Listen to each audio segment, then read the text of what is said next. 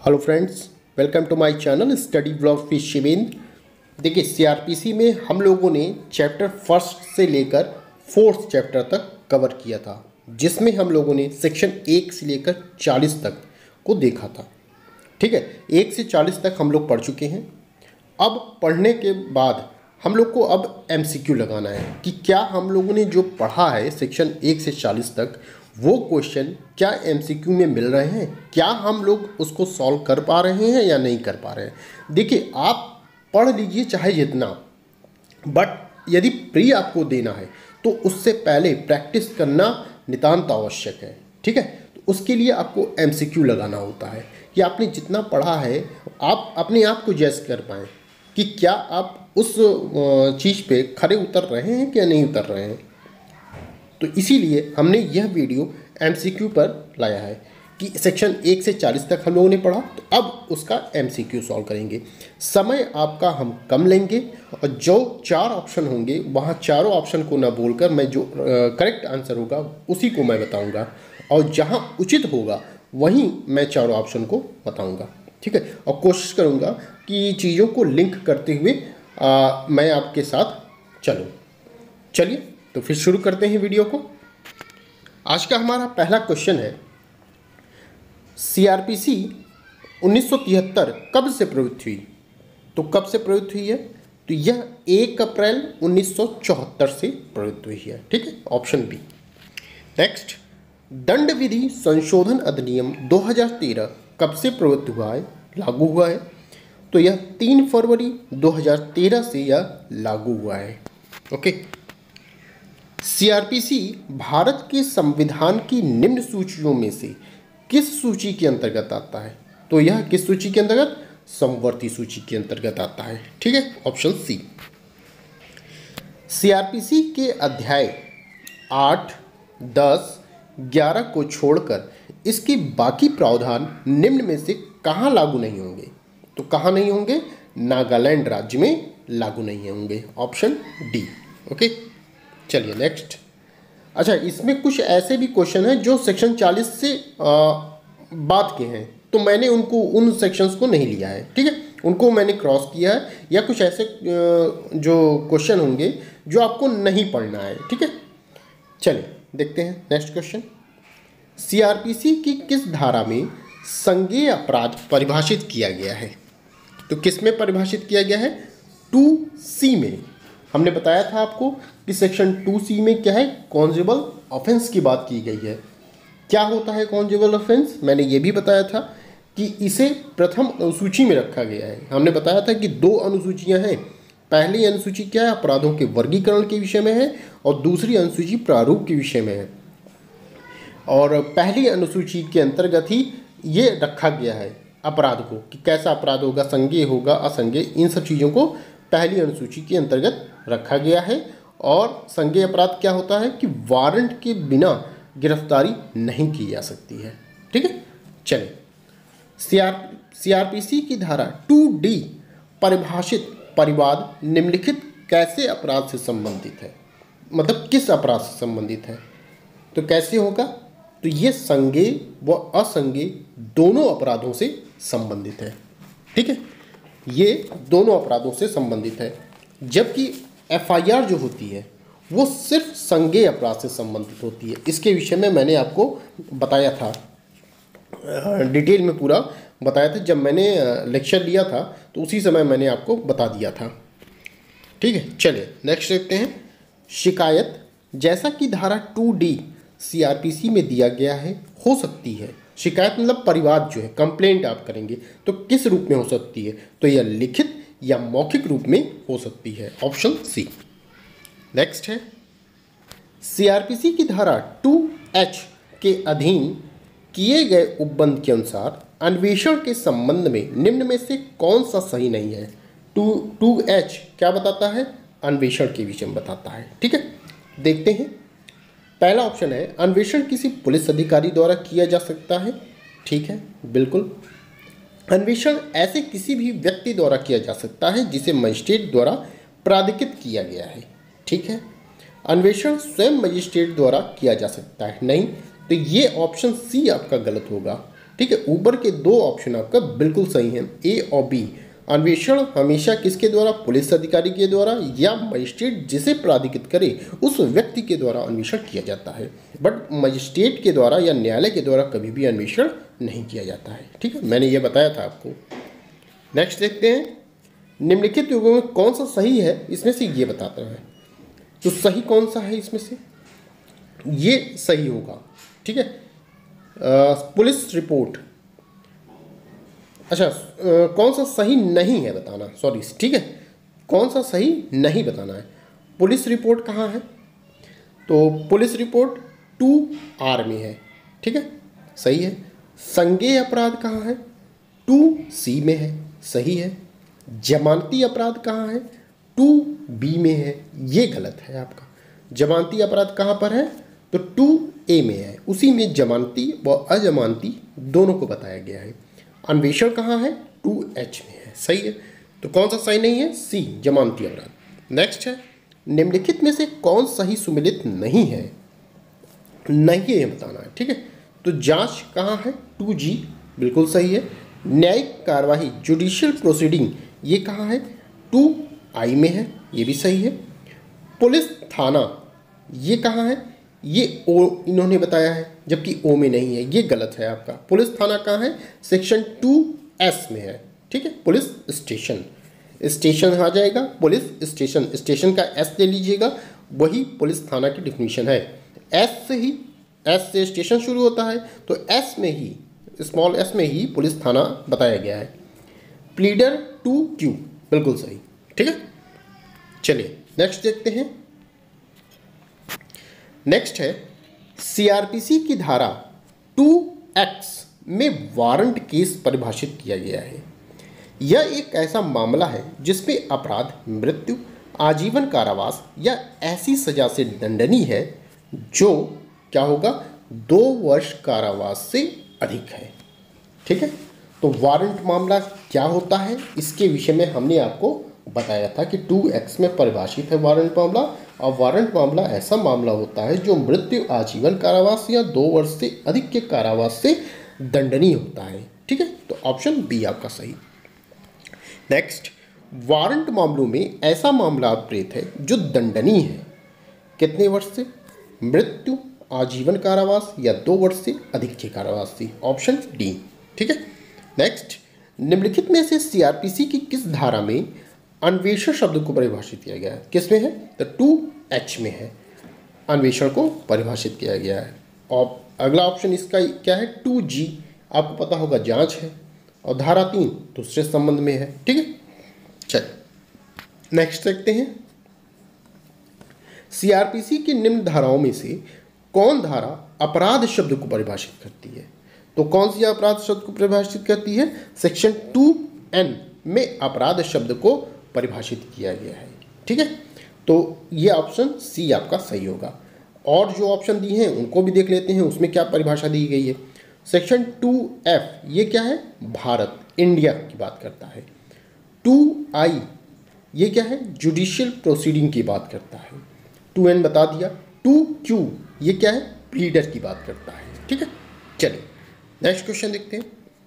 फौजदारी प्रक्रिया संहिता कि निम्नलिखित धाराओं में से कौन सी धारा न्यायिक कार्यवाही पद को परिभाषित करता है। अभी हमने बात किया 2I, ठीक है, ये न्यायिक कार्यवाही को परिभाषित करता है। और सेक्शन जो है इसमें उनको देख लेते हैं। 2J, ये क्या है, स्थानीय अधिकारिता, ठीक है। 2K, ये क्या है, महानगर क्षेत्र है। जबकि 2L क्या है, असंज्ञेय। हमने संज्ञेय व असंज्ञेय दोनों एक साथ पढ़ा था, ठीक है। 2C में संज्ञेय को परिभाषित किया गया है, जबकि 2L में असंज्ञेय अपराध को परिभाषित किया गया। ये भी हमने बताया था कि जो दोनों हैं संज्ञेय और असंज्ञेय, यह प्रथम अनुसूची के स्तंभ 4 में बताया गया है, ठीक है, ये हमने बताया था आपको। चलिए, असंज्ञेय अपराध को CRPC की किस धारा में परिभाषित किया गया है, तो किस में किया गया है, 2L में किया गया है, ठीक है, असंज्ञेय अपराध को परिभाषित किया गया है। चलिए नेक्स्ट देखते हैं।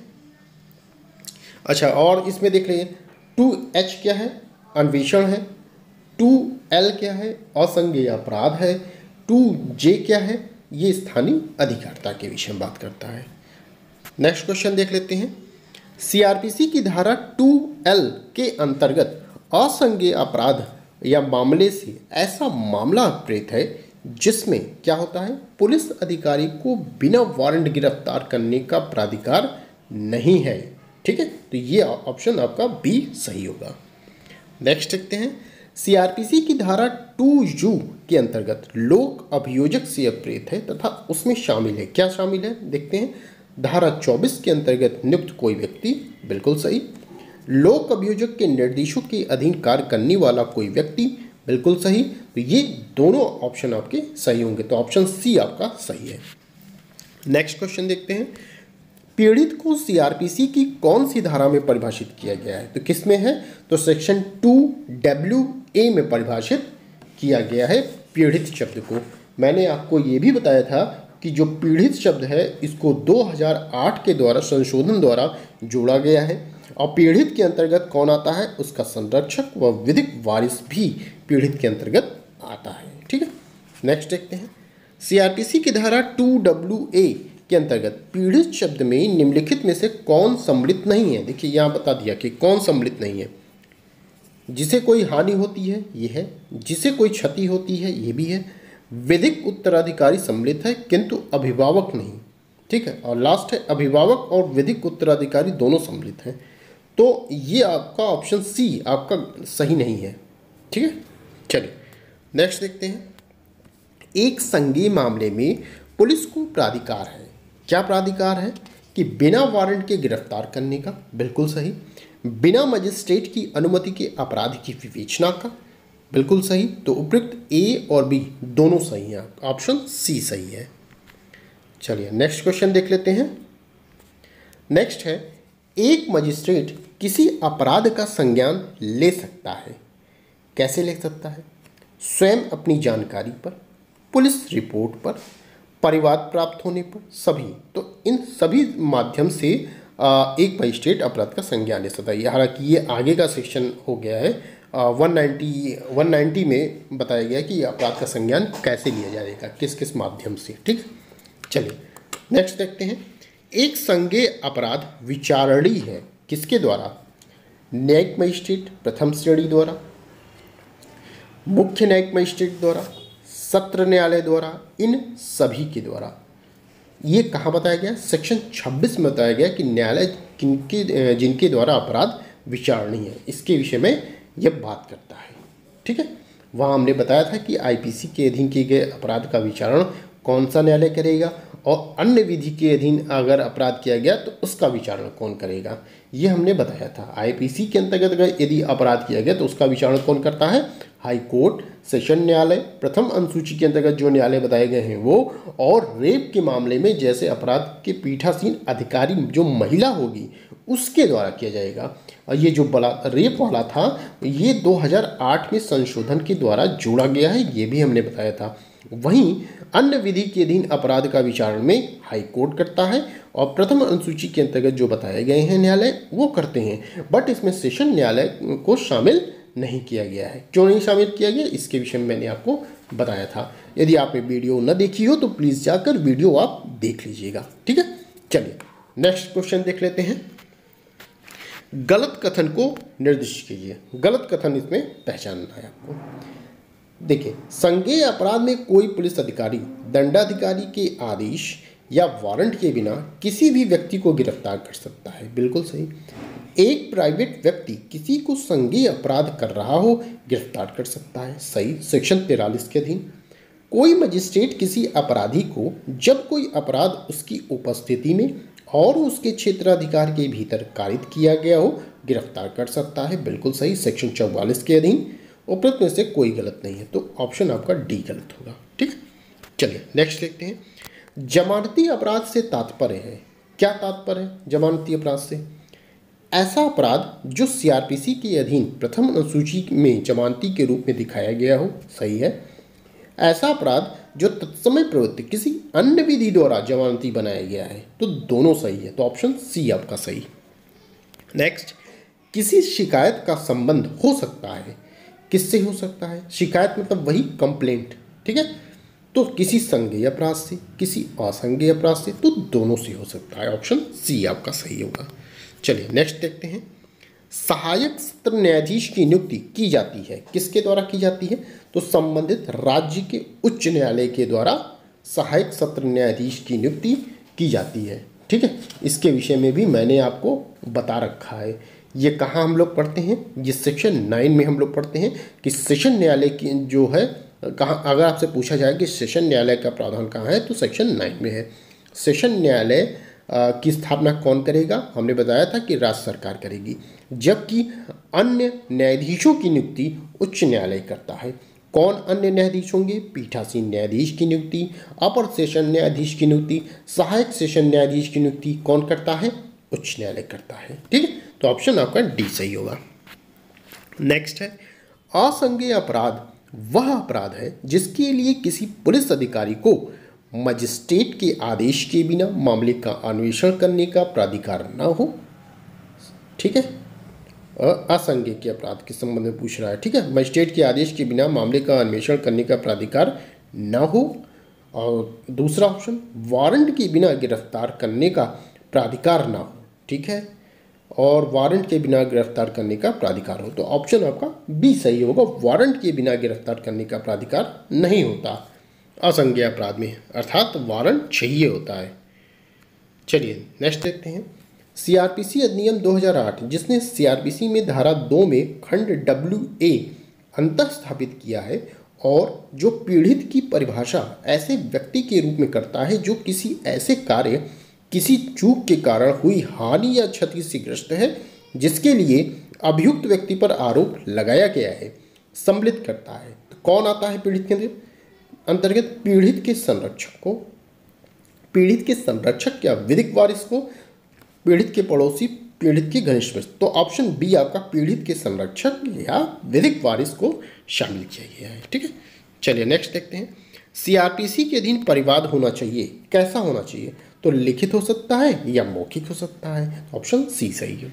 सीआरपीसी के अंतर्गत एक जांच कैसी होती है? एक न्यायिक प्रक्रिया होती है। ठीक है, हमने आपको बताया था कि जो जांच है और विचारण है ये न्यायिक प्रक्रिया के अंतर्गत आते हैं, जबकि अन्वेषण को न्यायिक प्रक्रिया के अंतर्गत शामिल नहीं किया गया है।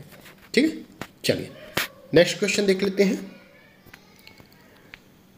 सीआरपीसी मुख्य न्यायिक मजिस्ट्रेट की न्यायालय कौन सा दंडादेश पारित कर सकता है? सीजीएम। ठीक है, कौन सा दंड दे सकते हैं? सीजीएम। तो इसमें यह बताया गया है कि मृत्युदंड, आजीवन कारावास, 10 वर्ष का कारावास और कितना है? 5 वर्ष का कारावास। तो कितना दे सकते हैं? 5 वर्ष। हालांकि सीजीएम 7 वर्ष तक दे सकते हैं, यहाँ पे मृत्युदंड तो देंगे नहीं, आजीवन कारावास देंगे नहीं, 10 वर्ष देंगे नहीं, तो कितना देंगे? 5 वर्ष। ठीक है, तो निकटतम जो उत्तर होगा ये 5 वर्ष होगा।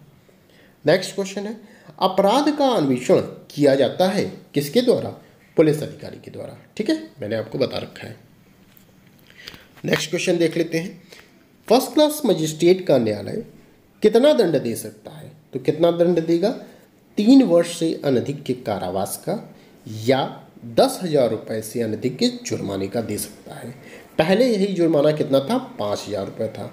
2005 में संशोधन करके इसकी रकम को बढ़ा दिया गया और 10,000 रुपये कर दिया गया। ठीक है, चलिए नेक्स्ट क्वेश्चन देख लेते हैं। निम्न में से कौन सा गलत है? गलत आपको ऑप्शन देखना है। मजिस्ट्रेट एक व्यक्ति को गिरफ्तार कर सकता है, सही है। एक प्राइवेट व्यक्ति एक व्यक्ति को गिरफ्तार कर सकता है, ये भी सही। एक पुलिस अधिकारी एक व्यक्ति को गिरफ्तार कर सकता है, ये भी सही है। उपरोक्त में से कोई नहीं, तो ऑप्शन आपका डी सही होगा, कोई नहीं। बाकी सब सही हैं तीनों। ठीक है, एक न्यायिक मजिस्ट्रेट की स्थानीय अधिकारिता नियंत्रण में है। ठीक है, किसके नियंत्रण में है? देखते हैं। राज्य सरकार के, उच्च न्यायालय के, उच्च न्यायालय के नियंत्रण में मुख्य मजिस्ट्रेट द्वारा। तो किसमें है? ऑप्शन आपका सी, उच्च न्यायालय के नियंत्रण में मुख्य मजिस्ट्रेट द्वारा। चलिए नेक्स्ट क्वेश्चन देखते हैं। वह कौन सी अधिकतम अवधि है जिसमें एक कार्यपालक मजिस्ट्रेट एक अभियुक्त को अभिरक्षा में निरोध कर सकेगा? तो कितने दिनों तक निरोध कर सकता है कार्यपालक मजिस्ट्रेट? 7 दिनों से अनधिक, ठीक है, तक निरोध कर सकेगा। आगे के सेक्शंस में हम लोग इनकी भी चर्चा करेंगे कि ये कितने दिनों तक दंड दे सकते हैं। ठीक है, ये थोड़ा सा आगे का क्वेश्चन पूछ लिया गया है। ठीक, कोई बात नहीं। निम्नलिखित में कौन सा न्यायालय आजीवन कारावास के लिए दंडनीय मामले का विचारण कर सकता है? कौन कर सकता है? तो सत्र न्यायाधीश, सेशन न्यायाधीश जो हैं ये क्या कर सकती हैं? आजीवन कारावास के लिए दंडनीय मामले का विचारण कर सकते हैं। ठीक है, आपको हमने बताया था कि सेशन न्यायाधीश जो है ये कोई भी दंड दे सकते हैं, स्वतंत्र हैं, बट जब मृत्युदंड की बात आएगी तो इन्हें पुष्टि के लिए हाई कोर्ट को भेजना पड़ेगा। ठीक है, ये हमने आपको बता रखा है। इस कहाँ बताया गया है? ये सेक्शन 28 में बताया गया है। नेक्स्ट क्वेश्चन देखते हैं। दंडादेश जो मुख्य न्यायिक मजिस्ट्रेट दे सकेंगे, सीजीएम कितना दे सकेंगे? 7 वर्ष से कम की अवधि के लिए कारावास, अर्थात 7 वर्ष तक का दंड कौन दे सकता है? सीजीएम दे सकते हैं। ठीक, चलिए नेक्स्ट क्वेश्चन देख लेते हैं। एक वारंट किस अवधि तक कार्यकारी रहता है? तो ऑप्शन आपका डी सही होगा, जब तक कि तामील ना हो या बातिल ना कर दिया जाए। ठीक है, चलिए नेक्स्ट क्वेश्चन देखते हैं। मृत्युदंडादेश की पुष्टि की कार्यवाही में सुप्रीम कोर्ट को अधिकार है कि वह क्या कर सकती है? केवल मृत्युदंडादेश की पुष्टि करे या अन्य दंडादेश दे, केवल अभियुक्त को किसी अन्य अपराध के लिए दोष सिद्ध करे, अभियुक्त व्यक्ति को केवल दोष मुक्त करे, उपयुक्त सभी, तो सभी उसके पास राइट है। ठीक है, ऑप्शन डी सही। नेक्स्ट क्वेश्चन है। स्पेशल मेट्रोपॉलिटन मजिस्ट्रेट और दूसरे एक तरफ है special metropolitan magistrate, chief metropolitan magistrate, द्वितीय श्रेणी का न्यायिक मजिस्ट्रेट और सहायक सत्र न्यायाधीश। ये लोग कितना कितना दंड दे सकते हैं, इनको सुमेलित करना है। चलिए देखते हैं। स्पेशल मेट्रोपॉलिटन मजिस्ट्रेट ये कितना दंड देंगे? 3 वर्ष का कारावास या जुर्माना दे सकते हैं। चीफ मेट्रोपॉलिटन मजिस्ट्रेट ये कितना देंगे? 7 वर्ष तक का कारावास दे सकते हैं। ठीक है। सेकेंड क्लास का न्यायिक मजिस्ट्रेट ये कितना दे सकते हैं? ये 1 वर्ष का कारावास अथवा 1000 रुपये तक का जुर्माना दे सकते हैं। ठीक है। और क्या है? सहायक सत्र न्यायाधीश ये कितना देंगे? ये 10 वर्ष तक का कारावास अथवा जुर्माना दे सकते हैं। ठीक है, तो ये आपका ऑप्शन डी आपका सही होगा। चलिए नेक्स्ट क्वेश्चन देख लेते हैं। नेक्स्ट है सीआरपीसी के अंतर्गत हत्या के मामले में कौन सा न्यायालय विचारण कर सकता है? तो कौन सा करेगा इसमें? ऑप्शन सी सेशन न्यायाधीश, सत्र न्यायाधीश के द्वारा विचारण किया जाएगा। ठीक है। नेक्स्ट क्वेश्चन देखते हैं। हत्या के बाद हत्या के मामले में निम्न में से कौन सा न्यायालय कर सकता है? परीक्षण कौन सा न्यायालय करेगा हत्या के मामले में? तो अतिरिक्त सत्र न्यायाधीश करेंगे। ठीक है, आपको पता होगा क्योंकि मजिस्ट्रेट के पास पावर नहीं, मुख्य न्यायिक मजिस्ट्रेट के पास पावर नहीं, तो कौन बचा? अतिरिक्त सत्र न्यायाधीश यही करेंगे। सीआरपीसी के अधीन प्रथम वर्ग मजिस्ट्रेट कितने रुपए तक का जुर्माना लगा सकता है? तो कितने रुपए तक है? 10,000 रुपये तक। मैंने आपको बताया कि पहले 5,000 था, फिर 2005 में संशोधन किया गया, फिर रकम बढ़ा दिया गया और 10,000 रुपये आज की डेट में कर दिया गया है। ठीक है, चलिए नेक्स्ट देखते हैं। समन मामले का अर्थ है अपराध से संबंधित ऐसा मामला जो दंडनीय है 2 वर्ष से अनधिक की अवधि के कारावास से। ठीक है, समन मामला हमने बताया था कि क्या होता है। समन मामले को कहाँ डिफाइन किया गया है? 2W में समन मामला को बताया गया है कि समन मामला एक ऐसा मामला होता है जो किसी अपराध से संबंधित है और जो वारंट मामला नहीं है। ठीक है, चलिए नेक्स्ट क्वेश्चन देखते हैं। एक जमानती अपराध के मामले में जमानत अधिकार पूर्वक स्वीकृत की जाती है। किसके द्वारा? पुलिस अधिकारी के द्वारा और न्यायालय, इन दोनों के द्वारा स्वीकृत किया जा सकता है। ठीक है, चलिए नेक्स्ट क्वेश्चन देखते हैं। राज्य सरकार अधिसूचना द्वारा सीआरपीसी के प्रयोजनों के लिए किसी नगर या नगरी को महानगर घोषित कर सकेगी जिनकी जनसंख्या नगर या नगरी को महानगर घोषित कर सकेगी जिसकी जनसंख्या कितनी होनी चाहिए? 10 लाख से अधिक होनी चाहिए। ठीक है, इसके विषय में भी हमने आपको बताया था। ये कहाँ बताया गया है? ये आपका सेक्शन 8 में बताया गया, महानगर क्षेत्र। ठीक है, चलिए नेक्स्ट क्वेश्चन देख लेते हैं। सीआरपीसी के अंतर्गत उस अपराध के लिए जो सिर्फ आर्थिक दंड से दंडनीय है, उस मामले में परसीमा काल कितनी होगी? तो 6 माह तक की होगी। ठीक है, चलिए नेक्स्ट क्वेश्चन देखते हैं। किसी जिले के लिए लोक अभियोजक नियुक्त करने के लिए कौन प्राधिकृत है? कौन प्राधिकृत है? राज्य सरकार द्वारा लोक अभियोजक की नियुक्ति की जाती है। ठीक है, कहाँ लोक अभियोजक का प्रावधान कहाँ किया गया है? तो ये सेक्शन 24 में बताया गया है लोक अभियोजक के विषय में। ठीक है, चलिए नेक्स्ट क्वेश्चन देख लेते हैं। नेक्स्ट क्वेश्चन है, मुख्य न्यायिक मजिस्ट्रेट कौन सा दंडादेश पारित कर सकता है? तो कितना दंड पारित कर सकता है? 7 वर्ष से अनधिक कारावास का दंडादेश। ऑप्शन ए आपका सही। नेक्स्ट है, जिले में दांडिक प्रशासन का प्रधान होता है, कौन होता है? ऑप्शन सी सही है, जिला एवं सत्र न्यायाधीश होता है। ठीक है, नेक्स्ट क्वेश्चन है, निम्नलिखित न्यायालयों के वर्ग पर विचार कीजिए। दंड न्यायालयों के वर्ग कहाँ बताया गया? सेक्शन 6 में बताया गया। दंड न्यायालय के वर्ग में कौन कौन शामिल होगा? तो हाई कोर्ट होगा, सेशन न्यायालय है, प्रथम वर्ग न्यायिक मजिस्ट्रेट है, और किसी महानगर क्षेत्र में महानगर मजिस्ट्रेट होता है, और द्वितीय वर्ग न्यायिक मजिस्ट्रेट होता है, और कार्यपालक मजिस्ट्रेट होता है। ठीक है, तो ये लोग कौन हैं? ये दंड न्यायालयों के वर्ग बताए गए हैं सेक्शन 6 के अंतर्गत। ठीक है, चलिए नेक्स्ट क्वेश्चन देख लेते हैं। नेक्स्ट क्वेश्चन हमारा है, निम्नलिखित में से कौन दंड न्यायालय नहीं है? ध्यान दीजिएगा, दंड न्यायालय नहीं पूछा जा रहा है। तो कौन है? किशोर न्याय अधिनियम ये नहीं है, पंचायत ये भी नहीं है। कौन है? कार्यपालक मजिस्ट्रेट। ठीक है, कार्यपालक मजिस्ट्रेट हैं। ठीक है, सिर्फ सिंगल कार्यपालक मजिस्ट्रेट हैं दंड न्यायालय, नहीं पूछा जा रहा है। तो किशोर न्याय नहीं है, पंचायती राज। ऑप्शन आपका डी सही होगा। नेक्स्ट है, सीआरपीसी की प्रयोजनार्थ निम्न में से कौन राज्य के अंदर उच्च न्यायालय से भिन्न प्रत्येक न्यायालय की भाषा अवधारित करता है? तो कौन करता है? राज्य सरकार तय करता है इसकी भाषा क्या होगी। ठीक है, चलिए नेक्स्ट क्वेश्चन देखते हैं। सीआरपीसी की धारा 24 की उपधारा 1 में लोक अभियोजक शब्दों के पश्चात अंतः स्थापित शब्द हैं, क्या है? एक या अधिक अतिरिक्त लोक अभियोजक। ठीक है, ये हो सकते हैं, वहाँ लिखा गया है। नेक्स्ट क्वेश्चन देखते हैं। सीआरपीसी की धारा 24 के अनुसार केवल ऐसा व्यक्ति लोक अभियोजक नियुक्त किए जाने के लिए पात्र है जो कम से कम कितने वर्ष के अधिवक्ता के रूप में व्यवस्था कर रहा हो? तो 7 वर्ष। ऑप्शन डी आपका सही है। ठीक है, तो लोक अभियोजक के लिए कितना चाहिए? 7 वर्ष चाहिए। नेक्स्ट क्वेश्चन है, सीआरपीसी की धारा 25 प्रावधान करती है, क्या करती है? सहायक लोक अभियोजक की नियुक्ति के विषय में सेक्शन 25 प्रावधान करती है। ठीक है, सीआरपीसी की किस धारा के अंतर्गत सरकार सहायक लोक अभियोजकों की नियुक्ति कर सकता है? देखिए सेक्शन 25। ठीक, चलिए नेक्स्ट देखते हैं। अभियोजन निदेशक किसके प्रशासनिक नियंत्रण में कार्य करता है? तो किसके? प्रमुख राज्य गृह विभाग के नियंत्रण में कार्य करता है। ऑप्शन आपका डी होगा। नेक्स्ट है, मजिस्ट्रेटों के न्यायालयों के लिए एक पुलिस अधिकारी को सहायक लोक अभियोजक के रूप में कौन नियुक्त कर सकता है? तो कौन नियुक्त करेगा? टीएम करता है, जिला मजिस्ट्रेट।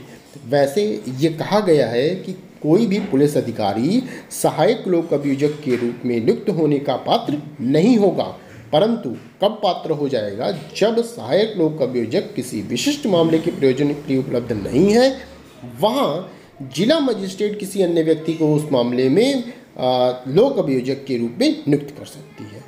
ठीक है, ये कहा गया है, परंतु उसके साथ ये भी कहा गया है कि वैसा पुलिस अधिकारी तब नियुक्त नहीं किया जाएगा जब वह अपराध के अन्वेषण में भाग लिया है उसने, ठीक है, जिसके बारे में अभियुक्त अभियोजित किया जा रहा है, या वह इंस्पेक्टर की पंक्ति से नीचे का है, तब वो नियुक्त नहीं किया जाएगा। ठीक है, चलिए तो नेक्स्ट क्वेश्चन है, कौन नियुक्त कर सकता है? जिला मजिस्ट्रेट बता दिया। नेक्स्ट क्वेश्चन है आपका,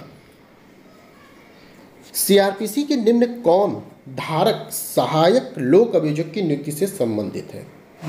धारा कौन सी धारा सहायक लोक अभियोजक की नियुक्ति से संबंधित है? कौन सी? 25। नेक्स्ट, निम्नलिखित में से कौन निर्णय सुनाए जाने के पूर्व किसी भी समय किसी व्यक्ति की अभियोजन को वापस ले सकता है? लोक अभियोजक की ले सकता है, ये आगे का है। ठीक है, अभियोजन निदेशालय की स्थापना सीआरपीसी की किस धारा में है? तो यह 25A में बताया गया है किसके विषय में है? अभियोजन निदेशालय। आपको पता होगा कि सेक्शन 25 से जो है ये 2005 में जोड़ा गया है। ठीक है, चलिए नेक्स्ट देखते हैं। सीआरपीसी निम्नलिखित किस संशोधन के द्वारा 25A अंतर्गत स्थापित? देखिए आ भी गया क्वेश्चन, ये ऑप्शन आपका सी, दंड प्रक्रिया संशोधन अधिनियम 2005 के द्वारा इसको जोड़ा गया है। नेक्स्ट क्वेश्चन है, सीआरपीसी की निम्न धाराओं में से कौन सी धारा किशोरों के मामलों में अधिकारिता से संबंधित है? तो कौन सी है? सेक्शन 27 प्रावधान करती है। ठीक है, किशोर से संबंधित मामले हैं इसमें। नेक्स्ट क्वेश्चन है, सीआरपीसी की धारा 27 के अनुसार किशोर की उम्र क्या होनी चाहिए?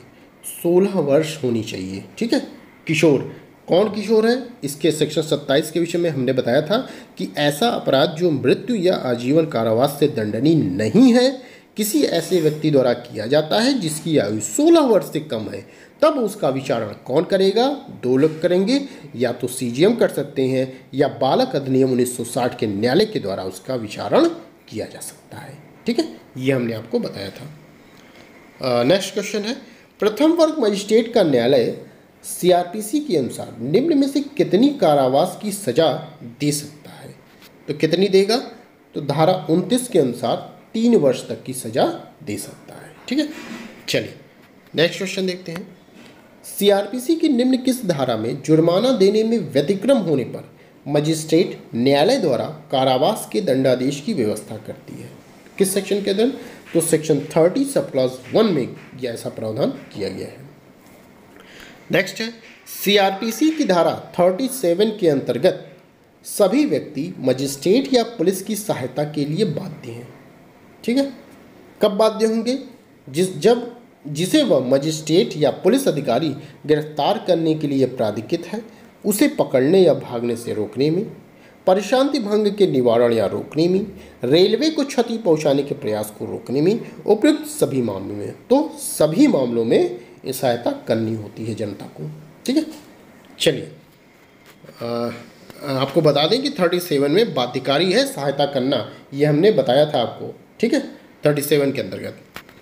नेक्स्ट है, निम्नलिखित में से सीआरपीसी की कौन सी धारा कुछ अपराधों में पुलिस अधिकारियों को जनता द्वारा इत्तला करने का प्रावधान करती है? तो किस में करती है? सेक्शन 39 में प्रावधान किया गया है। ठीक है, चलिए नेक्स्ट देखते हैं। फौजदारी प्रक्रिया संहिता में, ये नेक्स्ट एंड लास्ट क्वेश्चन आपका रहेगा। फौजदारी प्रक्रिया संहिता में निर्धारित सीमा की अवधि निम्नलिखित में से किसके तहत आने वाले अपराधों पर लागू नहीं होती है? तो कौन सी नहीं होती? आयकर अधिनियम, सीमा कर अधिनियम, विदेशी मुद्रा प्रबंधन नियम, उपयुक्त सभी। तो सभी के तहत अपराधों पर लागू नहीं होती है। ठीक है, तो ये हमारा सेक्शन 1 से 40 तक जितना हमने पढ़ा है उसके MCQ हमने बता दिए हैं। ठीक है, और यदि आपको यहाँ तक वीडियो मेरी पसंद आई हो तो प्लीज़ वीडियो को लाइक, शेयर एंड सब्सक्राइब कर दीजिएगा, और साथ ही साथ बेल आइकन को भी प्रेस कर दीजिएगा, जिससे कि आने वाली वीडियो की नोटिफिकेशन आपको मिलते रहे। और मेरा एक टेलीग्राम चैनल है जिसे आप ज़रूर ज्वाइन कर लीजिएगा। टेलीग्राम चैनल का नाम है शिवेंद्र लॉ एकेडमी। सर्च करेंगे आपको वो मिल जाएगा, या डिस्क्रिप्शन में मैं लिंक दे दूँगा, उसमें भी आपको क्लिक करके आप ज्वाइन हो सकते हैं। ठीक है, तो अब आगे जो हमारा लेक्चर रहेगा वो अध्याय 5 देखेंगे हम लोग, जो कि गिरफ्तारी से संबंधित है और मोस्ट इम्पॉर्टेंट आपका चैप्टर है। ठीक है, तो बस आज के लिए इतना ही, फिर मिलते हैं नेक्स्ट वीडियो में। Thank you.